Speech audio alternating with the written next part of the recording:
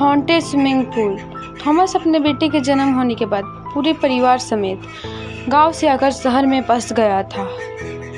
शहर में रहने के खर्चे बहुत थे, इसीलिए थॉमस सुबह से लेकर रात तक अलग अलग जगहों पर जाकर साफ सफाई का काम किया करता था। उसी वक्त उसकी एक स्विमिंग इंस्टीट्यूट में नई नई नौकरी लग गई थी।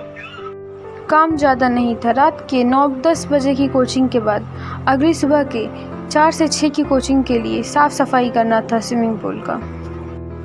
लेकिन उसकी यह नई नई नौकरी की पहली रात को जो भयानक घटना उसके साथ होने वाली थी उसका उसको बिल्कुल भी अंदाज़ा नहीं था।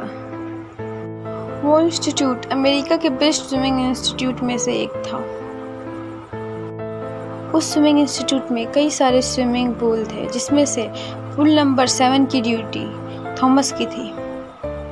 अपनी नौकरी के पहले दिन थॉमस अपने टाइम से भी पहले पहुंच गया। पहुंचने के बाद वह कोचिंग ख़त्म होने का वेट करने लगा। पूल नंबर 7 जहां बहुत सारे लोग स्विमिंग कर रहे थे, वही मारियो को अंधेरे में खड़ी एक लड़की दिखाई दी जो चुपचाप से खड़ी थी और वो स्विमिंग भी नहीं कर रही थी। वो उसे देख ही रहा था कि अचानक पूल का मैनेजर वहां आ गया। मारियो ने पलट के फिर उस तरफ देखा तो वहां कोई नहीं था। यहाँ तक कि वह लड़की उस पूरे पूल एरिया में कहीं नहीं दिख रही थी। मारियो को उस लड़की का अचानक 2 सेकंड में वहां से गायब हो जाना बहुत अजीब लगा। कुछ और सोच पाता कि उसके बाद मैनेजर ने उसको उसका काम समझाना शुरू कर दिया। कुछ देर में कोचिंग ख़त्म हो गई और मारियो ने पूल की सफाई करना शुरू कर दी। रात के 12 बज रहे थे और उसके अलावा उस पूल के एरिया में कोई भी नहीं था। मारियो सफाई करते करते बहुत थक गया था। फिर वह दूसरे कोने तक सफाई करने के लिए जब जा रहा था तो वहाँ पर उसे एक परछाई दिखी। उस वक्त किसी और का वहाँ होना बहुत अजीब था। मारियो जोर से आवाज़ देकर पूछा कि वहाँ कौन है, लेकिन उसे कोई जवाब नहीं मिला। फिर से वह और ज़्यादा जोर से आवाज़ लगाने लगा, कौन है वहाँ। जब उसे कोई जवाब नहीं मिला तो वो अपना काम छोड़ के दरवाजे के पास जाने लगा।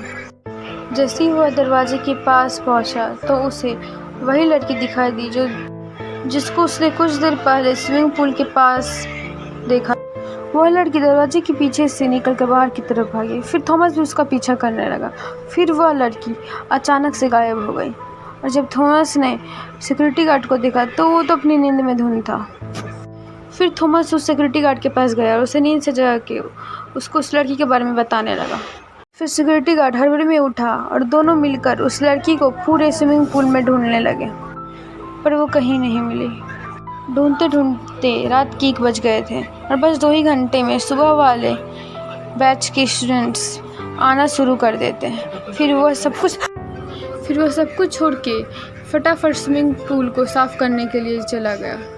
उसी वक्त उसे पानी में किसी चीज़ की हिलने की आवाज़ आई, लेकिन उसने देखा कि पानी पूरा शांत था और उस पूरे पुल के कॉम्प्लेक्स में पूरा सन्नाटा छाया हुआ था।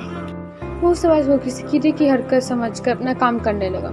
वह साफ सफाई करके पुल की तरफ मुड़ा, देखने के लिए ये पुल अच्छे से साफ सुथरा तो हो गया है ना। लेकिन जैसे ही वह पुल के पास गया और जाके उस पानी के नीचे देखा तो उसे पुल के अंदर एक लड़की का शरीर दिखाई दिया जो पूरी तरह से सफ़ेद पड़ा हुआ था और उस लड़की के बाल धीरे धीरे पानी के ऊपर आ रहे थे। वह उसी लड़की का शरीर था जिसे थॉमस ने कुछ देर पहले देखा था। मारियो बहुत ज़्यादा डर गया और उस लड़की की लाश धीरे धीरे ऊपर आ रही थी। मारियो धीरे धीरे घबराते हुए उस लड़की की लाश को निकालने पुल के पास गया तो वो लड़की अचानक से अपनी आँख खोली। उस लड़की का चेहरा पूरा सफ़ेद पड़ा था बट आँखें एकदम लाल थी। थॉमस उसे देखते ही घबरा उठा और डर के मारे उसका गलती से पैर फिसल गया और वह सीधे पुल में जाकर गिर गया। जब वो बाहर निकलने की कोशिश कर रहा था तो लगा उसे कि किसी ने उसका पैर पकड़ लिया है और वो पानी के नीचे खिंचता चला जा रहा है। मारियो बहुत तेज़ी से चिल्ला रहा था, लेकिन उसकी चिल्लाने की आवाज़ किसी के पास पहुंच नहीं रही थी और कोई असर नहीं हो रहा था। वह पानी के बिल्कुल नीचे जा डूबा था। पानी अब मारियो की नाक और मुंह में जाने लगा था और उसके सामने अंधेरा छाने लगा था। धीरे धीरे उसकी आंखें बंद हो गई और जब उसकी आंखें खुली तो उसके सामने वही लड़की थी जिसे अभी अभी कुछ देर पहले उसने देखा था। उस लड़की को देख के वो और घबरा गया और फिर वह अपनी आंखें बंद कर ली। वह जोर जोर से चिल्लाने लगा और कुछ देर बाद जब उसने अपनी आंखें वापस खोली उसे एहसास हुआ कि सिक्योरिटी गार्ड और सारे स्टूडेंट्स उसके आसपास खड़े हैं और वो लड़की दूर दूर तक कहीं भी नहीं थी। जब थॉमस ने उन सबको देखा तो वह थोड़ा शांत हुआ। वह इतना घबराया हुआ था कि उसकी आंखों से आंसू आने लगे। जब उसके साथ हुआ सारा किस्सा उसने सबको बताया तो एक लड़का उसे किनारे में ले गया और साइड में ले जाकर उसने उसको ऐसी बात बताई कि वह पूरी तरीके से चौंक गया। उसने बताया कि कुछ साल पहले एक लड़की जिसका नाम एलिसा था वह उस पानी में डूबकर मर गई थी। वह लड़की उस कोचिंग सेंटर की बेस्ट स्विमर थी और वह हमेशा पूल नंबर 7 में रात को तैरने के लिए प्रैक्टिस करने के लिए आती थी। लेकिन एक दिन एक लड़की एलिसा के साथ शरारत करने के लिए उसे पूल में डुबा दिया और उसके बाद वह चली गई। लेकिन उसे नहीं पता था कि एलिसा के साथ ऐसा कुछ हो जाएगा कि वह इस दुनिया को छोड़ के ही चली जाएगी। जब सुबह हुआ तो उसका शव पानी में वैसे ही ऊपर पड़ा हुआ सबको दिखाई दिया। यह सब सुनकर मारियो की हालत बहुत ही ख़राब हो गई। उसके साथ जो कुछ भी हुआ था वह एक आत्मा ने किया था। यह सुनकर वह बहुत ही ज़्यादा घबरा उठा। उस लड़की का चेहरा उसके दिमाग से निकल ही नहीं रहा था, इसलिए उसने अगले ही दिन वह नौकरी छोड़ दी।